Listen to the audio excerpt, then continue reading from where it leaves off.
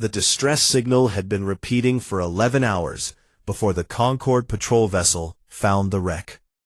It was a small human freighter, torn open along its starboard side, drifting in the cold space between systems. The Aolori crew of the patrol vessel had never seen a human ship before. They had never seen a human at all. Most species in the Galactic Concorde had not. Humans were new. They came from a small planet on the far edge of the spiral arm, and they had only recently begun pushing their ships beyond their own solar system. There were files on them, of course. Short entries, sparse data, nothing that suggested they were particularly important. The boarding team found one survivor. He was lying on the floor of the cargo hold, half buried under a collapsed storage rack. He was bleeding from a deep cut on his forehead. His skin was pale and damp with sweat. His chest rose and fell in slow, heavy movements. He was alive, but only barely. His name, they learned later, was Jonah Marin. He was a cargo hauler, 34 years old, unremarkable by human standards. They brought him aboard the patrol vessel and laid him on a medical platform. The Aolori medic, a young female named Savi, placed a diagnostic scanner over his chest and activated it. The readings began to fill the screen. Savi stared at them. Then she called for the captain. The captain looked at the readings and called the research station. Within 6 hours, Jonah Marin was transferred to Valith 9, a xenobiology research station that orbited a dead star at the edge of Concorde space. The station was run by Chief Scientist Tivan, an Aolori biologist who had spent 40 years studying alien life. She had cataloged organisms from over 300 star systems.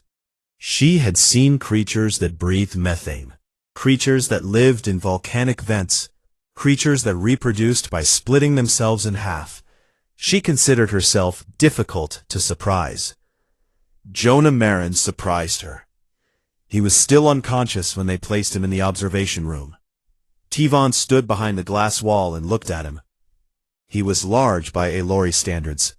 The Aolori were tall and thin, with delicate bones and skin that glowed faintly with bioluminescence. Jonah was shorter, but far more dense. His limbs were thick with muscle. His hands were wide and heavy. Even lying still, he looked solid in a way that made Tivan uncomfortable, though she could not yet explain why. She activated the full biological scanner and began the intake assessment.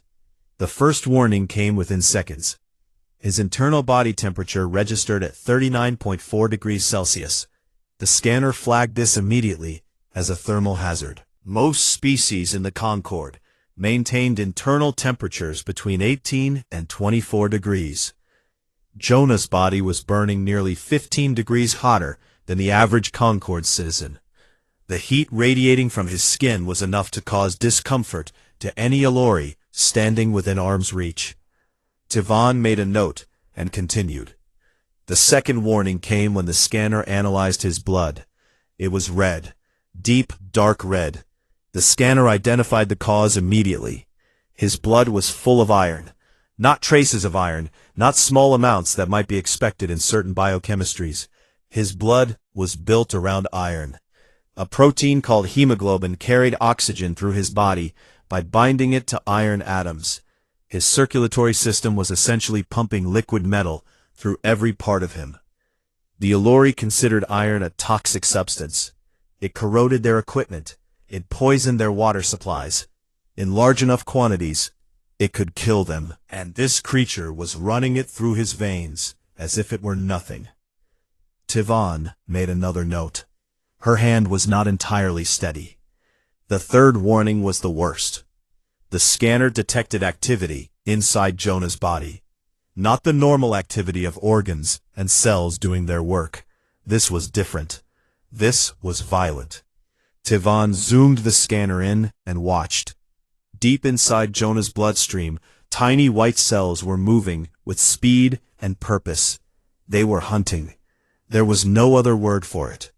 They moved through his blood like predators, searching for anything that did not belong. When they found a foreign organism, a bacterium that had entered through his wound. They did not simply neutralize it. They surrounded it. They engulfed it. They consumed it alive. Tivan watched a single white blood cell chase down a bacterium, wrap itself around the smaller organism, and dissolve it with chemical acids produced inside its own body.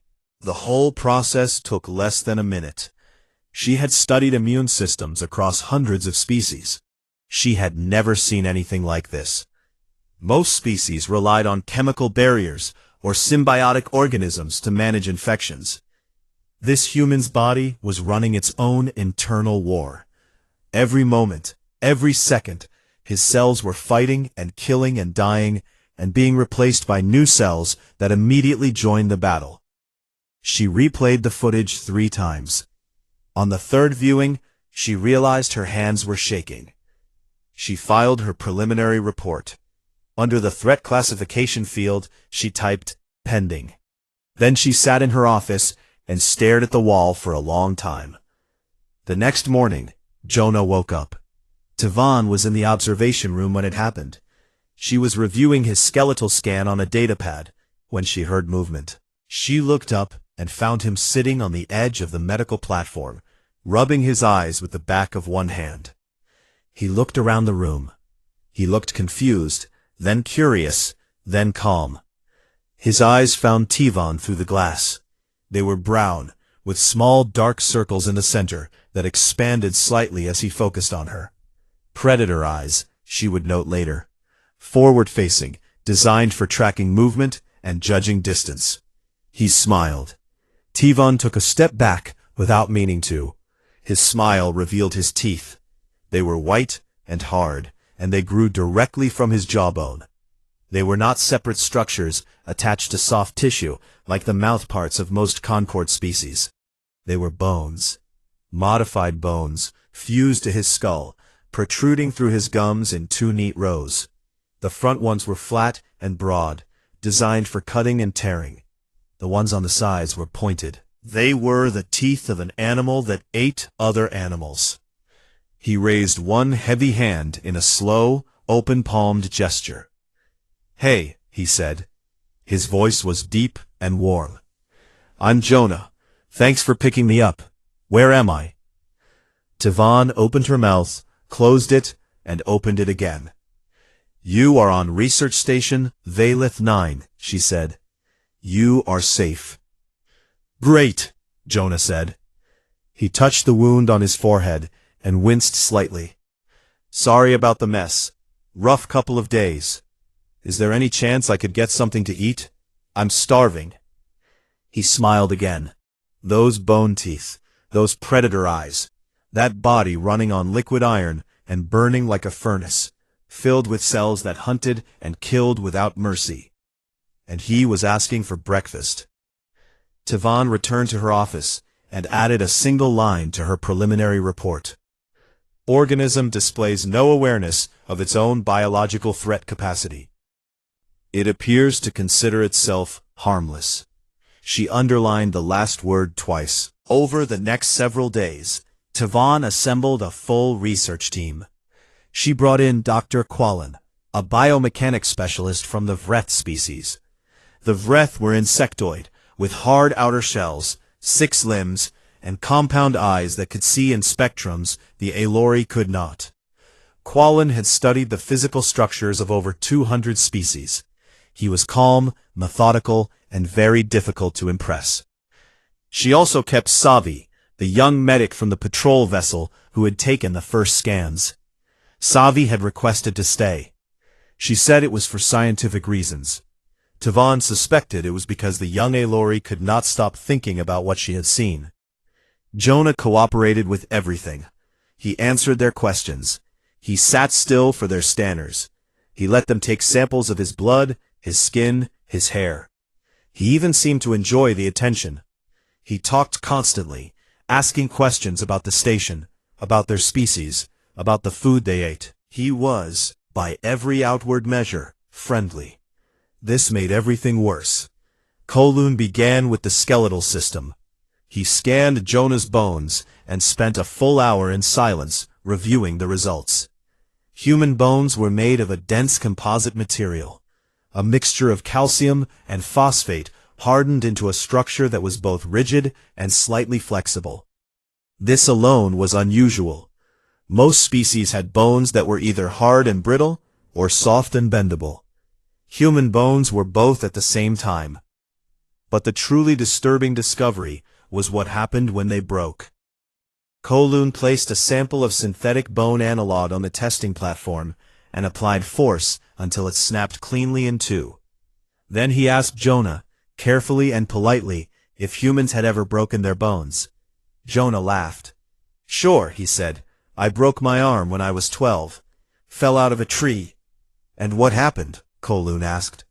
"They put a cast on it. It healed in about 6 weeks." Kowloon was quiet for a moment. "The bone repaired itself?" "Yeah, that's what bones do." Kowloon looked at Tivan. His compound eyes showed no expression, but his upper limbs had gone very still, which in Vreth body language meant deep alarm. His own species handled broken limbs by shedding the damaged limb entirely and growing a new one over several months. The concept of a bone knitting itself back together while still inside the body, while the creature continued to walk around and live its life, struck him as something close to obscene. He ran the numbers. Human bone was roughly 4 times more resistant to fracture than the average Concord species equivalent. He added this to the report and moved on to the muscular system. This was where Kowloon's calm professionalism began to crack. Human muscles were dense, layered, and enormously powerful relative to body mass. But the scanner revealed something that Kowloon had to check 3 times before he believed it. The human brain actively limited how much force the muscles could produce. Under normal conditions, Jonah was using only about 60 to 70% of his total muscular capacity. His own body was holding him back. "Why?" Savi asked when Kowloon explained this. "Because full output would damage the body," Kowloon said. "The muscles are capable of producing enough force to tear their own tendons and crack their own bones. The brain prevents this by restricting the signal." "So he is permanently weakened by his own biology?" "No," Kowloon said slowly. "He is permanently restrained. There is a difference. Under extreme stress, the restraints can be partially released." He calculated what Jonah would be capable of at 90% output, then at full output. He stared at the numbers for a long time. Then he deleted the file, redid the calculations from scratch, and got the same answer. He wrote in the report, "Built-in biological suppression of combat potential. Recommend extreme caution." Tivan handled the endurance testing. She had Jonah walk on a movement platform at a steady pace while she monitored his vital signs. She expected him to tire within an hour or two. Most Concord species did. The Allori could sustain moderate physical activity for about 90 minutes before requiring rest. Jonah walked for 4 hours, then 5, then 6. His heart rate remained stable. His breathing was steady. He was sweating, which Tivan now understood was a cooling system built into his skin, allowing him to shed excess heat without stopping. He could regulate his own temperature while moving. He never had to stop to cool down. She ran a simulation, an Allori running from a human on foot across open ground. The Allori was faster in short bursts. It would pull ahead quickly, but the human would not stop. It would not sprint. It would simply keep moving, at that same steady, relentless pace, hour after hour after hour. The simulation showed the Allori collapsing from exhaustion after 4 hours. The human was still walking 12 hours later. Tivan understood then what Jonah's species had been on their home planet. They were not the fastest predators. They were not the strongest. They were the ones that never ever stopped coming. The discovery of the adrenal system nearly caused Savi to leave the project.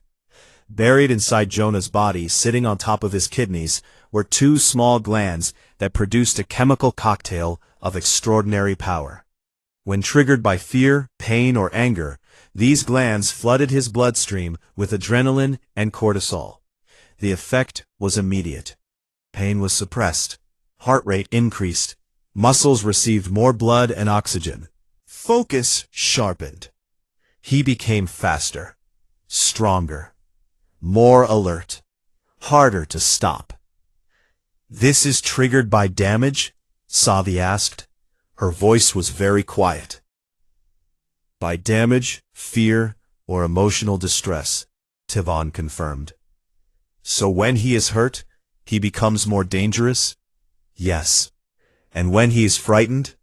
"Also yes." "And when he is angry?" Tivon just looked at her. Savi sat down and did not speak for several minutes. On the 5th day, Jonah mentioned his dog. They were taking a break from testing. Jonah was eating a meal that the station's food processor had assembled based on his biological requirements. It was not very good, he said, but he appreciated the effort. He was talking about his life on Earth, about his apartment, about the routes he flew as a cargo hauler. Then he mentioned a dog named Max, a golden retriever. He had found Max as a puppy in a cargo bay 6 years ago and had kept him ever since. Max had been on the freighter when it was damaged. Jonah did not know if Max had survived. As he talked about the dog, his eyes filled with water. Liquid leaked from his tear ducts and ran down his face. His voice changed, becoming thicker and less steady. He wiped his eyes with his sleeve and apologized. Tivon watched this with total confusion. This apex predator, this organism built for relentless pursuit and overwhelming violence, was crying. It was leaking fluid from its sensory organs, because it was sad about a small domesticated animal from another species entirely. She checked the scanner. His heart rate had increased. His stress hormones were elevated. His body was responding to the loss of this animal, the same way it would respond to a physical wound. He was in genuine pain. Emotional pain that his biology could not distinguish from a broken bone. Tivon added a note to her file. She wrote it carefully, choosing each word. Subject displays extreme emotional bonding capacity across species boundaries. Attachment to non-human companion animal produces measurable physiological distress responses upon separation. Conclusion: this species does not merely form social bonds. It forms bonds so deep that breaking them causes physical suffering. She paused, then added, "Recommend further study. Possible implications for threat assessment are significant. An organism that bonds this deeply will, presumably, respond to the loss of a bonded companion with proportional intensity." She thought about what proportional intensity meant in a creature that could walk for 12 hours without stopping, that carried liquid iron in its veins, that became stronger when it was hurt. She filed the updated report that evening. The threat classification was upgraded to high. She sent a request to the Concord Council for guidance. The response came back within hours, which was unusually fast. It was 3 lines long. Continue observation. Expand testing. Do not release the specimen. Tivon read it twice. Then she looked through the glass at Jonah, who was sitting cross-legged on his platform, humming a song to himself and folding his meal tray into the shape of a small bird. She was beginning to realize that the most frightening thing about the human was not any single trait. It was all of them together: the strength, the endurance, the healing, the chemical combat enhancement, the suppressed physical limits. All of that was terrifying enough, but none of it was as unsettling as the fact that this creature, this walking biological weapon, had no idea what it was.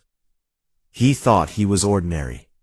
That, Tivon decided, was the most dangerous thing of all. 2 weeks passed on Valeth 9, and Jonah was getting restless. He never complained, not exactly. He was not the complaining type, but Tivon could see the change in him.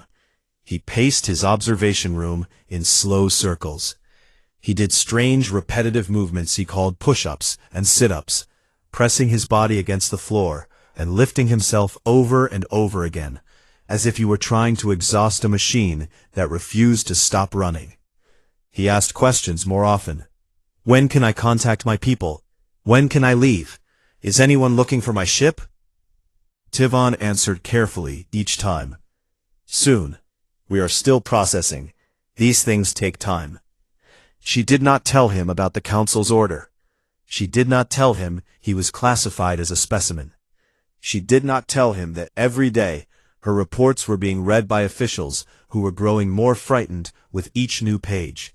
She told herself she was protecting him. She was not entirely sure that was true.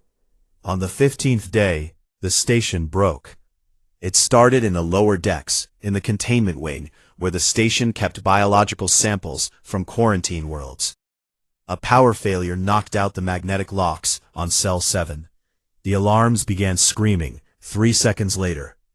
The Vorax was loose. Tivon had studied the Vorax in files, but had never seen one outside of a containment field.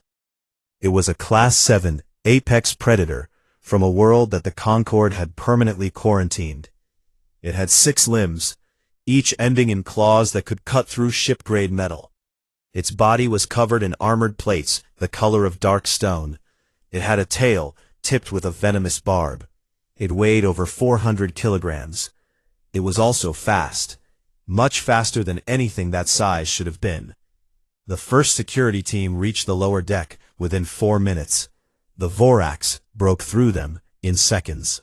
3 Aelori were down, 2 with shattered bones and 1 with a deep puncture wound from the tail barb.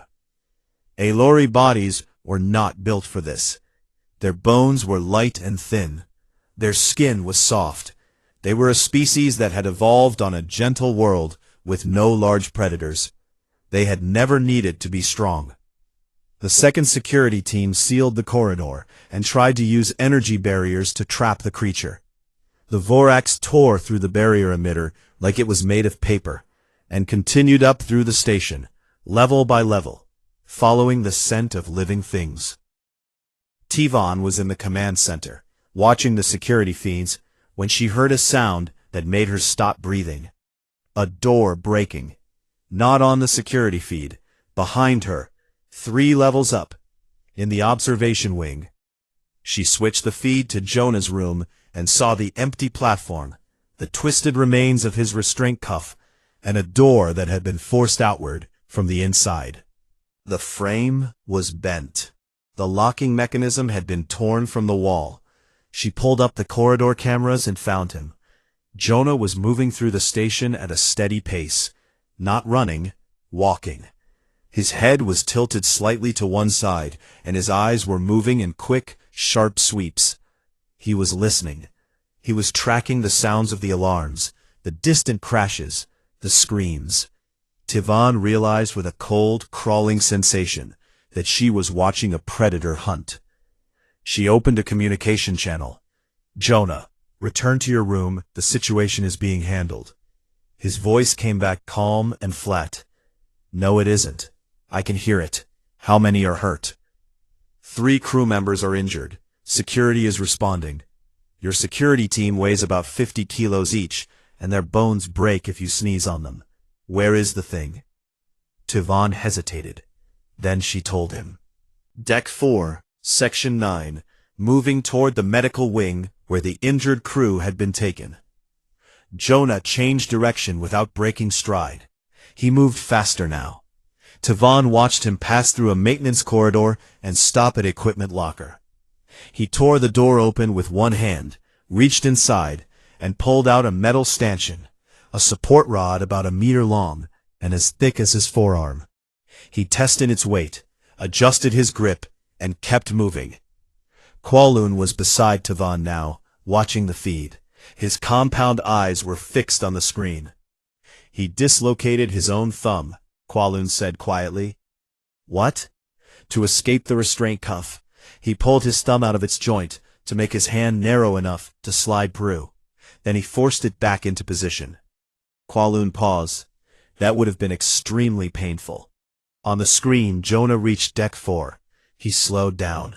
His footsteps became lighter, more deliberate. He held the metal rod low and close to his body. His breathing was controlled and even. His eyes were wide and unblinking. The Vorax found him first. It came through a side corridor at full speed, a blur of dark armor and claws and fury. It struck Jonah across the chest and sent him into the far wall hard enough to dent the metal plating. He hit the ground, rolled, and was on his feet again before the creature could turn for a second charge. He was smiling. Tivan felt the blood drain from her face. She had read about the adrenaline response. She had documented it in clinical terms. Seeing it happen was something else entirely. Jonah's pupils had expanded until his eyes were almost black. The veins in his arms and neck were standing out against his skin. His movements were faster than anything she had seen from him before. Sharper, more precise. The Vorax lunged again. One of its claws caught Jonah's left arm and opened it from elbow to wrist. The wound was deep. Tivan could see bone through the torn flesh. Blood poured from the gash, bright red and steaming faintly in the station's cool air. Jonah looked at the wound. He looked at the Vorax. His expression did not change. He did not slow down. He swung the metal rod into the side of the creature's head with a sound that echoed through the corridor. The Vorax staggered. Jonah hit it again, and again.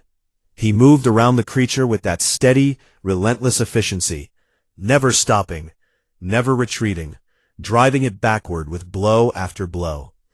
The Vorax slashed at him twice more. It cut his shoulder. It grazed his ribs. He did not stop. 11 minutes. Tivan watched every second of it.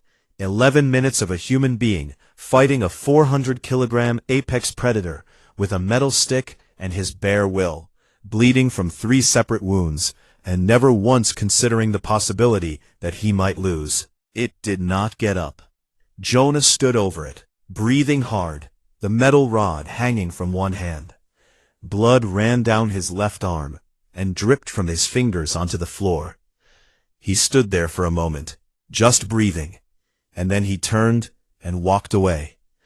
Tivan tracked him on the cameras. He did not go to the medical wing. He went to Section 7, where the first security team had been hit. He found an Aolori crew member on the floor, unconscious, with a broken arm and a shallow wound across her chest. Jonah knelt beside her, checked her breathing, and then picked her up. He carried her. This creature with 3 open wounds and blood running down his body picked up a member of another species and carried her through 2 corridors and up a flight of stairs to the medical wing. He walked through the door, laid her gently on a treatment platform, and then turned to the medical staff. "She's got a broken arm and maybe some cracked ribs," he said. "The cuts are shallow, but you should check for venom. Also, the thing on deck 4 is dead. Can someone stitch me up? I'm leaking pretty bad." He sat down on the edge of a platform and held out his torn arm for treatment. As the medic began working, Tivan saw that the wound was already beginning to change. The blood flow was slowing. At the edges of the gash, the flesh was doing something she had documented but never seen in real time. It was closing. His body was already repairing itself. Savi was standing beside Tivan. She had not moved for the entire 11 minutes. Her bioluminescence had gone completely dark, which happened to Aolori only in states of extreme fear. She looked at Tivan with eyes that held no glow at all. "What are they?" she whispered. Tivan did not answer. She walked to her office, sat down at her terminal, and opened her report. She attached the security footage. She updated the biological assessment. She changed the threat classification from high to extreme, and sent everything to the Concord Council with a single-line summary. The human killed a Class 7 Vorax in hand-to-hand combat while injured. He then carried one of our crew to safety. He is currently asking for food. I am requesting an emergency council session. The council's response arrived in less than an hour. Emergency session granted. All delegates summoned. The human question could no longer wait. The Concord Council Chamber was a vast circular room built into the heart of a station that orbited the neutral world of Kelon. 40 delegates from 12 species sat in tiered rows that curved around a central platform.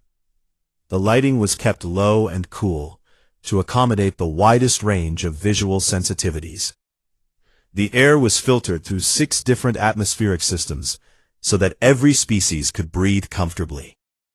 It was the most important room in known space, and today it was afraid. Tivan stood on the central platform with her datapad and looked up at 40 faces that belonged to 40 different biologies, and she saw the same expression on all of them.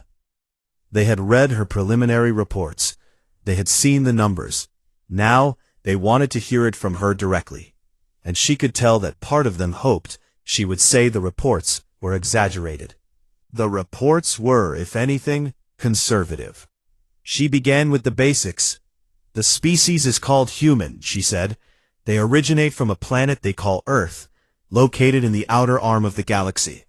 They are carbon-based, oxygen-breathing, and endothermic, meaning they generate their own internal heat. Their average body temperature is approximately 37 degrees Celsius, which is higher than any species currently registered in the Concord. She paused to let this settle. Several delegates shifted in their seats. The Allori ambassador's bioluminescence flickered with discomfort. Their blood is based on iron-binding proteins. Their circulatory system transports oxygen using hemoglobin, a molecule built around iron atoms. Effectively, they carry a low-grade toxic metal through every part of their bodies as a fundamental biological function. She brought up the skeletal scan. Their bones are a calcium phosphate composite that is approximately 4 times more resistant to fracture than the Concord average. When their bones do break, they repair themselves. The bone knits back together over a period of weeks while the organism continues to function normally. She showed the muscular analysis. Their muscles operate at roughly 60 to 70% capacity under normal conditions. The brain actively suppresses full output to prevent self-damage. Under extreme stress, these limits can be partially or fully removed through a chemical response triggered by their adrenal glands. She explained the adrenal system. She explained what happened when it activated. She watched the delegates' reactions as they understood what she was telling them. A species that became faster, stronger, and more resistant to pain when it was frightened, hurt, or angry. They are also persistent predators, she continued. They did not evolve to be the fastest or strongest species on their planet.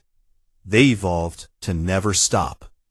A human can pursue prey on foot for 12 hours or more without rest.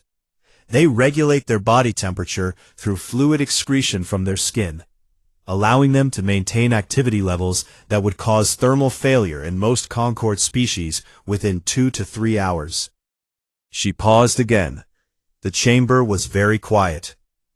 Their immune system is the most aggressive I have ever documented. Their white blood cells actively hunt and destroy foreign organisms through phagocytosis, essentially consuming invaders alive. They are also host to billions of microorganisms that live inside their digestive systems in a symbiotic relationship. Humans have weaponized bacteria. They carry an army inside them. She brought up the last slide. It was a classification chart for planetary environments used by the Concord to rate the danger level of worlds across the galaxy. The scale ran from Class 1, which meant mild and hospitable, to Class 12, which meant active hostility to all known forms of life. Most Concord homeworlds were rated between Class 2 and Class 5. Earth was rated Class 12 on the old survey charts, though no Concord team had visited it in centuries. It was a world of tectonic instability, extreme weather variation, active volcanism, wide temperature swings, high radiation from its star, and a biosphere so aggressive that every environment on the planet, from its deepest oceans to its highest mountains, contained predators capable of killing a human. Humans did not merely survive on this world, Tivan said. They conquered it. They became the dominant species on a Class 12 planet. They did this not through natural armor, or venom, or speed, or size. They did it through endurance, adaptability, social cooperation, and an intelligence that allowed them to build tools and strategies that overcame every environmental challenge their world could produce. She set down her datapad, and then, when they had conquered every environment on their planet, they looked up at the sky and decided to come here. The silence that followed lasted a long time. The first to speak was the Vreth delegate, a large insectoid with a deep, clicking voice. "You are recommending quarantine?" "I am presenting data," Tivan said. "The recommendation is for the council to decide." "Then I will decide," the Vreth delegate said. "Quarantine the planet. Establish a boundary. Do not allow them to expand further." Several delegates murmured agreement. The Alori ambassador nodded slowly. Then a voice spoke from the upper tier. It was calm and very deep. "I would not fight one of them." The speaker was a Korvati delegate, named Voron. The Korvati were the Concord's warrior species, the closest thing the Alliance had to a military civilization. They were broad, heavy, covered in thick hide, and they had fought in every major conflict the Concord had seen in the past 3 centuries. Voron himself had commanded fleets. He stood up. "I have watched the security footage from Valith 9, he said. The human killed a Class 7 Vorax with a metal rod, while bleeding from 3 wounds. He fought for 11 minutes without slowing down. When it was over, he carried one of your crew to safety and asked for food." He looked around the chamber. "I would not fight one of them. I would not fight 10 of my own kind, who had one of them as an ally. And I say this as a compliment to them, because what I saw in that footage was not mindless violence. It was controlled. It was precise. He chose to fight. And when it was finished, he stopped." Voron sat down. The chamber was silent again. The debate continued for 3 hours. Delegates argued for quarantine, for monitoring, for preemptive military action. Some wanted to study humans further. Some wanted to pretend they did not exist. One delegate suggested destroying their ships before they could spread beyond their own system. Tivan listened to all of it. She thought about Jonah. She thought about the way he had cried when he talked about his dog. She thought about the way he had carried an Alori he barely knew through 2 corridors while his own arm was cut to the bone. When there was a pause in the debate, she asked to speak again. "I have spent more time with this human than anyone in this room," she said. "I have documented everything he is capable of, and I stand by every word of my report. He is, without question, the most dangerous organism I have ever studied." She took a breath. "He is also the only organism I have ever studied that will risk its own life, willingly and without hesitation. For a member of another species, it has known for less than 1 solar cycle." The chamber stirred. She continued. "His species forms emotional bonds so deep that the loss of a companion animal causes measurable physical pain. He cried in front of me. This predator, this creature that can kill a Vorax with his hands, sat in front of me and wept because he missed his dog." She looked up at the delegates. "I believe the threat classification should remain at extremely dangerous. But I am adding an addendum to my recommendation. Do not provoke them. Do not threaten them. Do not harm what they love. Because everything I have documented, every capability, every weapon their biology has given them, exists in a species that chooses, every single day, not to use it." She paused. "I recommend alliance." The chamber erupted. Voices overlapped. Delegates shouted across tiers. Voron, the Korvathi, said nothing. He simply nodded once.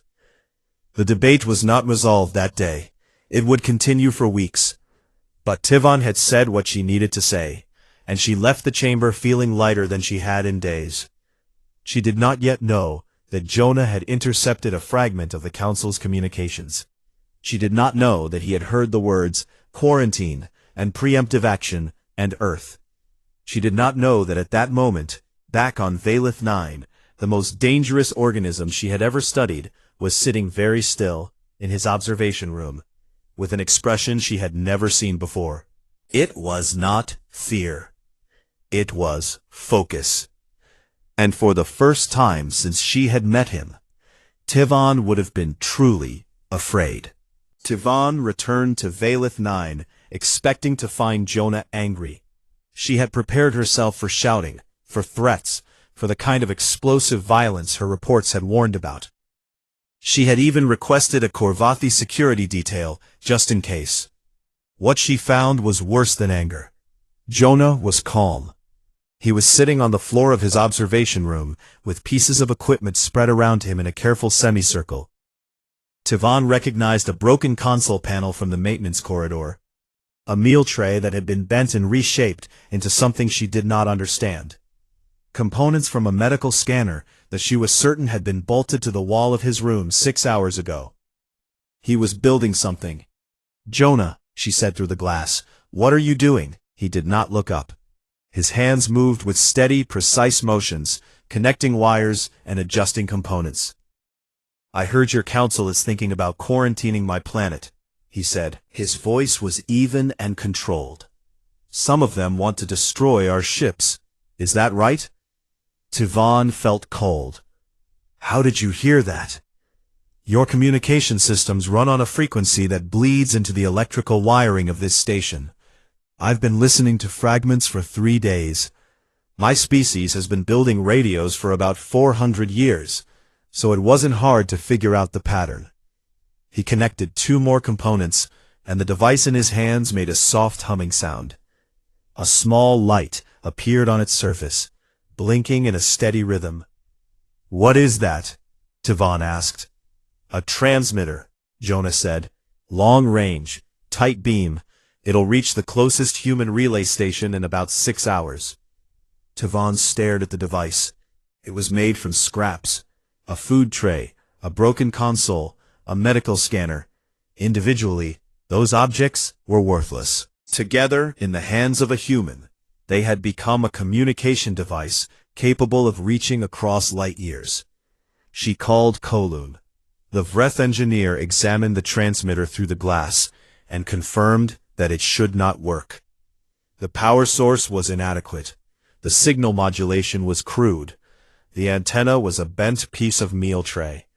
It worked anyway. Kolun stood in silence for a long time after confirming this. Then he said, "I would like to add a new entry to the biological assessment."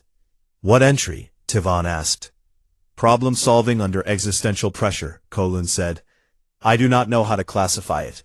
It is not intelligence alone. It is not creativity alone. It is the ability to look at a collection of unrelated objects and see, under threat of annihilation, exactly how they fit together to solve a problem that should not be solvable." He paused. "I find this more frightening than the muscles." It was short and precise.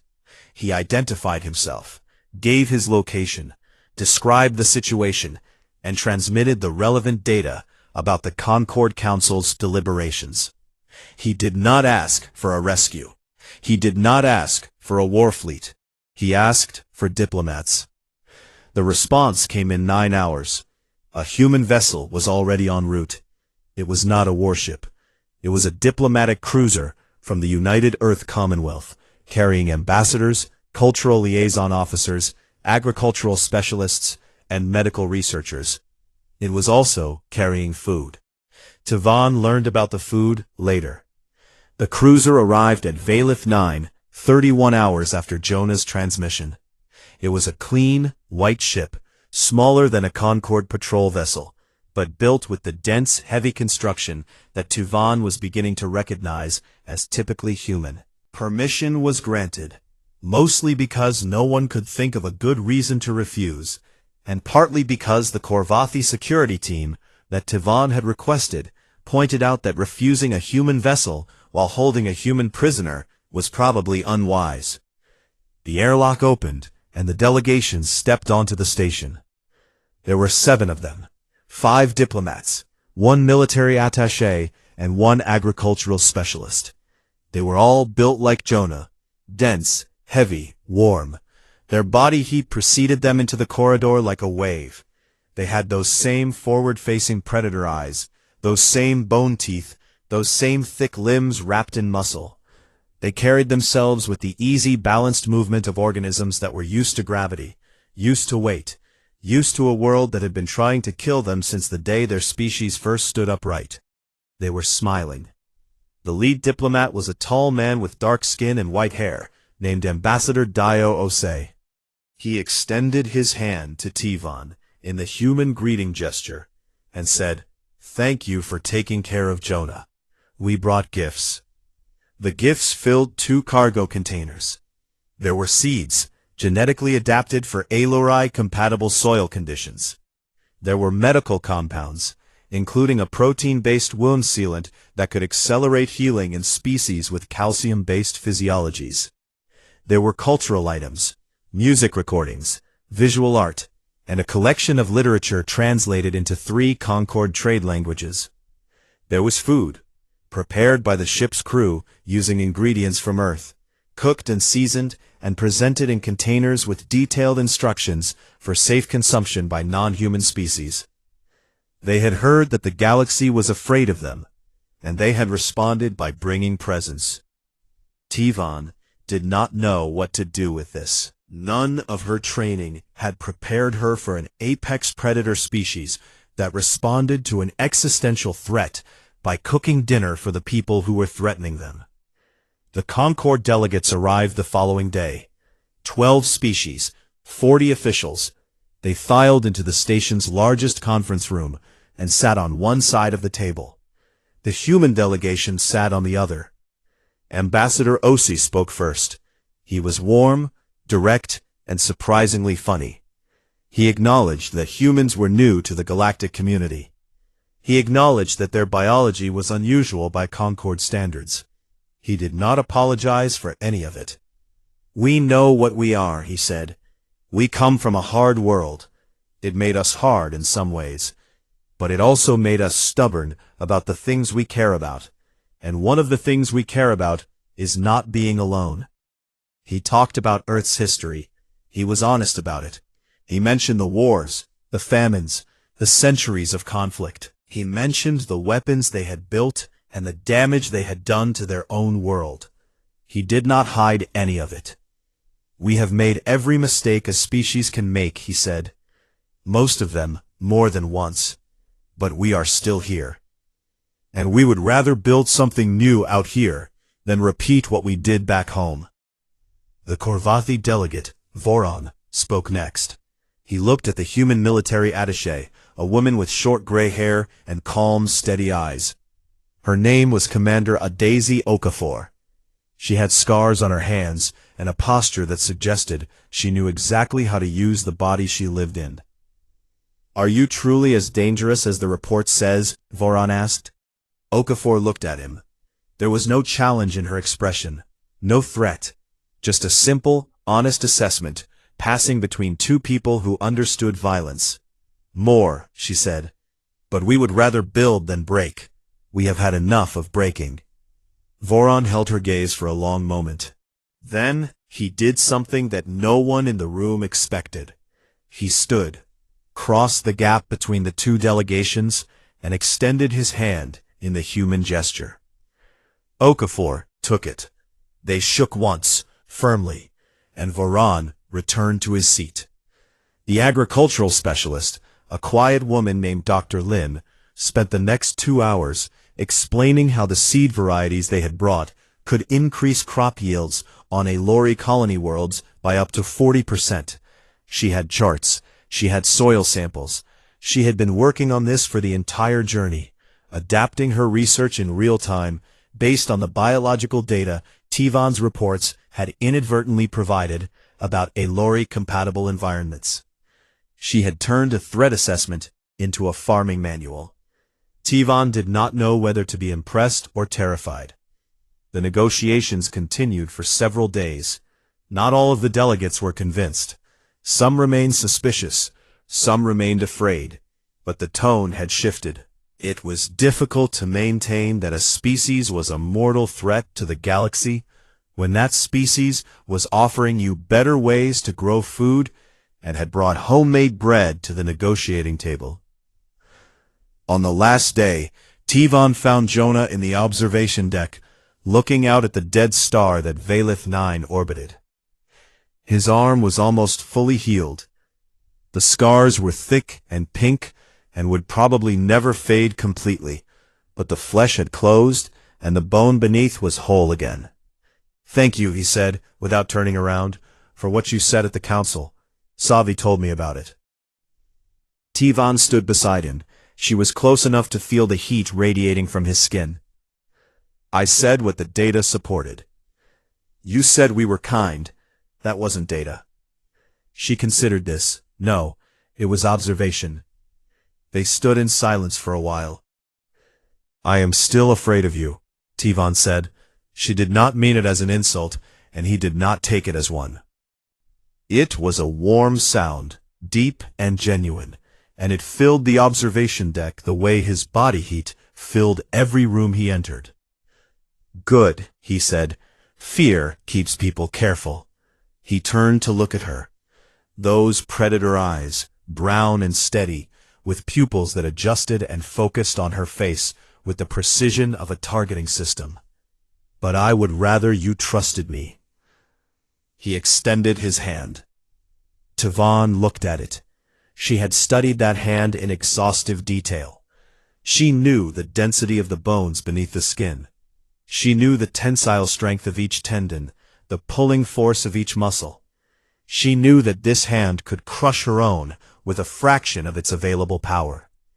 She knew that it was attached to an organism that could hunt without stopping, heal without medicine, and fight without fear.